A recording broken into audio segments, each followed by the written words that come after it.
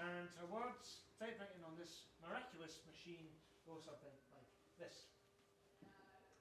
You've let your guard down. Let your lip curl. Let your eye glisten. Let the mind become heart.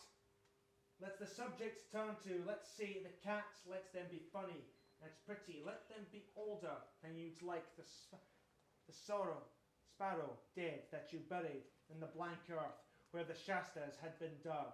Let the lips poor baby, as they not will utter sweet bab to the baby Rottweiler, whose name is all the prep school girls you've taught, and you can't turn off the nausea at the memory of the friend who crippled his mind, then his legs, so as not to bear witness to any longer to the few hacking, the many to annihilation, or image of the baby boy with two broken legs whose father belongs to the opposition.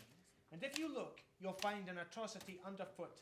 As the Buddha said, there is suffering countless more than we conceived or respected at every turn of the body, our minds, our lives. So this poem is prose, though not a prose poem, a disintegration of form, a mimesis of a disintegration, of a disintegrating century world. Society values that no poem can get right and no prose can approach.